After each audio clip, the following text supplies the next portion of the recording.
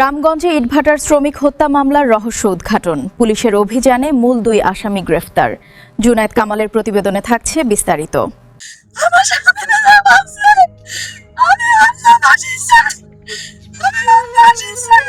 লক্ষ্মীপুরের রামগঞ্জে সংঘটিত এক চাঞ্চল্যকর ক্লুলেস হত্যা মামলার রহস্য উদ্ঘাটন করেছে পুলিশ।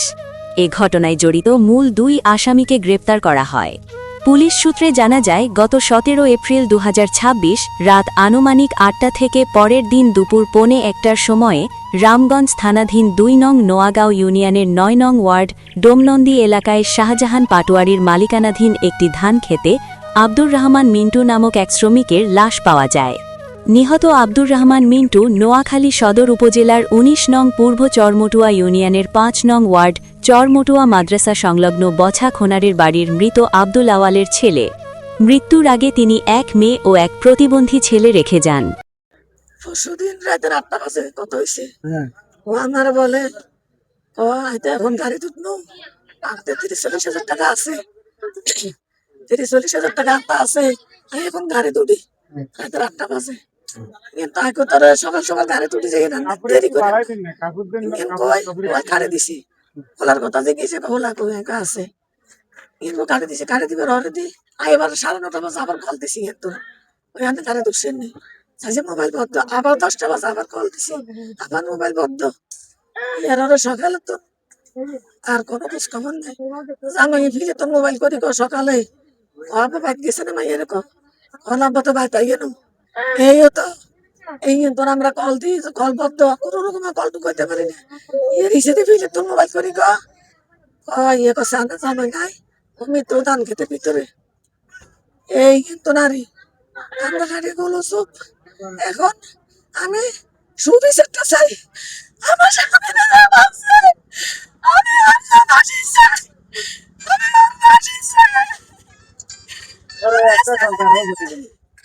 আমি ওনাদের পরিবারের পক্ষ থেকে বা এই মৃত্যু ব্যক্তির পক্ষ থেকে, তার ওয়ারিশের পক্ষ থেকে আমরা সর্বোচ্চ এই আসামিদেরকে, যাদেরকে এরা শনাক্ত করছে এবং এলাকায় আসিও আমি জানছি যে 2টা লোকের কথা বলছে, আমি এই পরিবারের পক্ষ থেকে এদের সর্বোচ্চ ফাঁসি চাই। আমি বিচার চাই আপনাকে কাছে, বাবা গো তোমার কাছে বিচার চাই। আমার একা সন্তান, এগোরে মাটি দিবেন গো, আমার বেটা যে রুকুম মারি যে বাবা গো, ওই আমার বড় ছেলে মারা গো গেছে, কেউ নাই গো, ও বাবা কেউ নাই গো। আমার সাথে আসরের সময় দেখা হয়েছে। হ্যাঁ, আসরের সময় দেখা হয়েছে, একটা মোবাইল নিয়েছিল। হ্যাঁ, মোবাইলটা আমার থেকে নিয়ে গেল, হ্যাঁ মোবাইল হ্যাঁ আরেকজনকে দিয়ে দিব। তো আমার সিমটা আমি রাখে দিছি, হ্যাঁ মোবাইলটা নিয়ে গেছে। হ্যাঁ বাড়িতে আসার কথা, আমি কইছি বাড়িতে যাবেন বলে কোন সময় যাবেন, এরপরে বলছে সকালবেলা যাবো, আমার সাথে দেখা করে যাবো। এর মধ্যে কইছে আর আমার থেকে মোবাইল নেবার পর আর আমার লগে দেখা হয় নাই। সন্ধ্যার সময় আমার লগে দেখা হলো 8টা 8:30টার দিকে। 8:30টার পরে দেখা হয়েছে। কোথায় দেখা হয়েছে? আমার রুমের সামনে, আমার রুমের সামনে আমার কাজ শেষ, তখন দেখা হয়েছে আমার সাথে।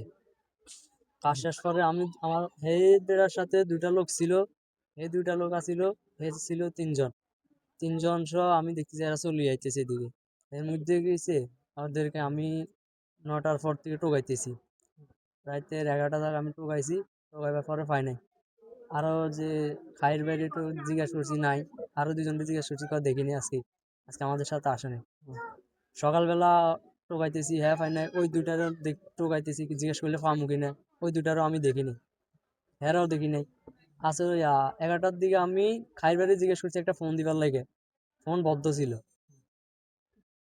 12টার দিকে আমি বাড়িতে আবার ফোন দিয়ে জিজ্ঞেস করছি বাড়িতে আসছে কিনা। এর মধ্যে বাড়িতে ফোন দিছি, বলছে না আসে নাই, বাড়িতে আসে নাই। আমি গোসলে গেছি, লাঞ্চের সময় গোসলে গেছি, গোসল যাওয়ার সময় ওর রিফন মাঝির ফিল্ডটা আমি বিশ্রাইছি, পাই নাই। বলছে ওই ওই জায়গায় কাজ করতেছে, বলছি ওই জায়গা নাই, আরো 2জন আসছিল, সেই 2জনও দিয়ে নাই। এর মধ্যে কথার মধ্যে আমি চলে আসি।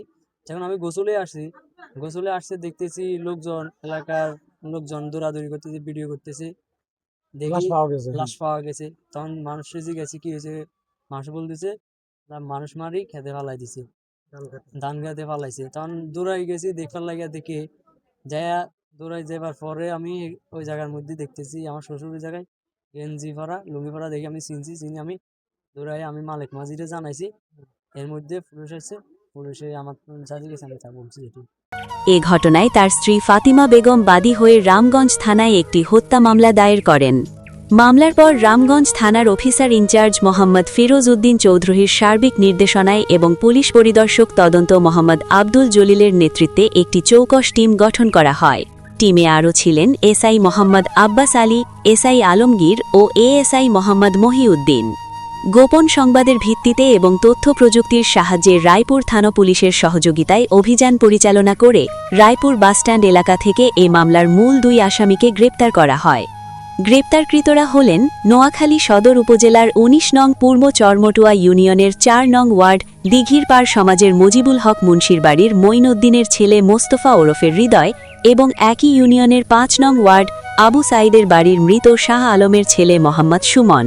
পুলিশ জানায় গ্রেপ্তারকৃত আসামিদের ১৬৪ ধারায় জবানবন্দি নিয়ে আদালতের মাধ্যমে তাদের কারাগারে পাঠানো হয়েছে এবং নিহত মিন্টুর লাশ ময়নাতদন্ত শেষে তার পরিবারের কাছে হস্তান্তর করা হয়। যে একটা বিষয় আপনাকে ফোন দিয়েছিলাম, সেটা হচ্ছে আপনার থানায় গতকাল দুপুরে একটি লাশ আপনারা উদ্ধার করছেন। আপনারা মানে কি তথ্য পাইছেন এবং কি অবস্থায় কোনো আসামি কি আপনারা গ্রেপ্তার করছেন কিনা একটু তথ্যটা জানতে চাইছিলাম আর কি। সব করতে হয়েছে তো। কয়জন আসামি গ্রেপ্তার করছেন? 2 জন। মানে তাদের কাছ থেকে কোনো তথ্য পাইছেন কিনা, কি কারণে তারা হত্যা করছে? তাদের কাছ থেকে ভিক্টিমের মোবাইল দুটো উদ্ধার হয়েছে, তারপরে টাকা পয়সার লেনদেন ছিল, 5-10 টাকা পাইনি। এভাবে এলাকায় 3 জনে মারামারি হয়েছে, মারামারি করবে তারে লুঙ্গি আর গামছা দিয়ে নামিয়ে নিতে। আসামি 164 করছে। আচ্ছা আচ্ছা। তাদেরকে 164 দ্বারা জবানবন্দি দেওয়ার পরে কারাগারে পাঠানো হয়েছে আর কি। এদিকে ১৯ এপ্রিল রবিবার সন্ধ্যায় জানাজা শেষে নিহত মিন্টুর মরদেহ তার পারিবারিক কবরস্থানে দাফন করা হয়।